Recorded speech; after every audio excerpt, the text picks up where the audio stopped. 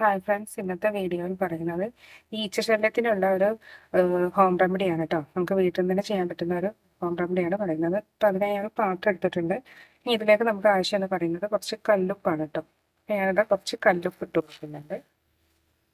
ഇനി അടുത്തതായി നമുക്ക് വേണ്ടതെന്ന് പറയുന്നത് കുറച്ച് ഗ്രാമ്പുമാണ്. അപ്പോൾ ഞാനിത് ഒരു 3 ഗ്രാമ്പ് കൂടി ഇതിലേക്ക് ഇട്ട് കൊടുക്കുന്നുണ്ട്. ഇനി ഇതിനൊക്കെ നമുക്ക് കുറച്ച് വെള്ളം ഒഴിച്ച് കൊടുക്കാം കേട്ടോ. ഒരുപാടൊന്നും വേണ്ട, കുറച്ച് വെള്ളം മതി. ഈ ഒരു ലെവലിൽ മതിയിട്ട് വെള്ളം. ഇനി ഇത് നമുക്കൊന്ന് ജസ്റ്റ് ഒന്ന് തിളപ്പിച്ച് കൊടുക്കാം. അപ്പോൾ ഞാനത് ഇതൊന്ന് ജസ്റ്റ് ഒന്ന് ഗ്യാസിൽ വെച്ചിട്ടുണ്ട് കേട്ടോ. അതൊന്ന് പെട്ടെന്ന് അപ്പോൾ ഞാനിതൊന്ന് പെട്ടെന്ന് തിളയ്ക്കാൻ വേണ്ടിയിട്ട് നല്ല സ്പീഡ് കൂട്ടുന്നുണ്ട് കേട്ടോ. അപ്പോൾ ഇത് നന്നായി ഒന്ന് തിളപ്പിച്ച് വേണം, ജസ്റ്റ് ഒന്ന് കുറുകുകയും വേണം കേട്ടോ. അപ്പോൾ ഇത് നന്നായി ഒന്ന് തിളച്ച് വരുന്നുണ്ട്. അപ്പോൾ ഒന്നും കൂടി ഒന്ന് നന്നായി ഒന്ന് തിളച്ചൊന്ന് കുറുകുന്നത് വരെ നമുക്കൊന്ന് വെയിറ്റ് ചെയ്ത് കൊടുക്കാം കേട്ടോ. ഇതിങ്ങനെ തിളക്കുന്ന സമയത്ത് നമ്മുടെ ഗ്രാമ്പൂവിൻ്റെയും കല്ലുപ്പിൻ്റെയും കൂടി ചേർന്നിട്ടുള്ള ഗ്രാമ്പൂവിൻ്റെ ആ ഒരു സ്മെല്ല് നന്നായിട്ട് ഉണ്ടാക്കും. കൂടുതൽ തിളക്കുമ്പോൾ തന്നെ ഗ്രാമ്പൂ നന്നായിട്ട് സ്മെല്ല് ചെയ്യും. അപ്പോൾ ഇനി ഇത് ഞാൻ ഓഫാക്കുന്നുണ്ട്. ഇനി ഇത് ജസ്റ്റ് ഒന്ന് തണുക്കാൻ വേണ്ടി നമുക്കൊന്ന് വെയിറ്റ് ചെയ്യാം കേട്ടോ. അപ്പോൾ അത് അത്യാവശ്യം ഒന്ന് തണഞ്ഞ് വന്നിട്ടുണ്ട്. ഇനി നമുക്ക് വേണ്ടതെന്ന് പറയുന്നത് നമ്മുടെ ഒരു സ്പ്രേ ബോട്ടിലാണ് കേട്ടോ. ഈ സ്പ്രേ ബോട്ടിലേക്ക് നമുക്ക് ഇതൊന്ന് ജസ്റ്റ് ഒന്ന് ഒഴിച്ചു കൊടുക്കാം. അപ്പോൾ നമുക്ക് ഈ ഒരു ഗ്രാമ്പൂവോട് കൂടി തന്നെ നമുക്ക് ഒഴിച്ചു കൊടുക്കാം. കാരണം അതിലിങ്ങനെ നിൽക്കുന്നതിനനുസരിച്ച് ഗ്രാമ്പൂവിൻ്റെ ആ ഒരു സ്മെല്ല് കൂടുകയും അതിൻ്റെ ആ ഒരു അംശം നന്നായി ഇതിലേക്ക് ലയിക്കുകയും ചെയ്യും കേട്ടോ.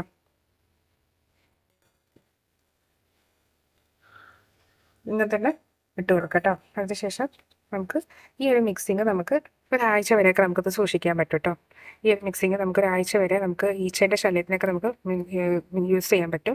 പ്രത്യേകിച്ച് നമ്മുടെ മാങ്ങ കാല സീസണുകൾ, അതുപോലെ തന്നെ നമ്മുടെ ഫ്രൂട്ട്സ് കിച്ചണിലൊക്കെ കൂടുതലായിട്ടുണ്ടാകുന്ന ചെറിയ കുഞ്ഞീച്ച വരെ നമുക്കിതിനെ കൊണ്ട് ഓടിക്കാൻ പറ്റും. നമ്മുടെ ഗ്യാസിൻ്റെ അടിയിലൊക്കെ ഉണ്ടാകുന്ന ഫുഡിൻ്റെ അവശിഷ്ടങ്ങളൊക്കെ കൊണ്ടിട്ട് ഈച്ചൊക്കെ വരാറുണ്ട്. പ്രത്യേകിച്ചും രാവിലെയൊക്കെ എണീറ്റ് വന്ന് നോക്കുമ്പോൾ തീർച്ചയായും ആ ഒരു സ്മെല്ലും അതുപോലെ തന്നെ ഈച്ചയുടെ ഒക്കെ സ്മെല്ല് ഉണ്ടാവും. അതൊക്കെ പോകാൻ നമുക്ക് ഈ ഒരു നല്ലൊരു ടിപ്പാണ് ഇട്ടത്. അപ്പോൾ ഇത് നമുക്കത് സ്പ്രേ ചെയ്ത് കൊടുത്താൽ മതി.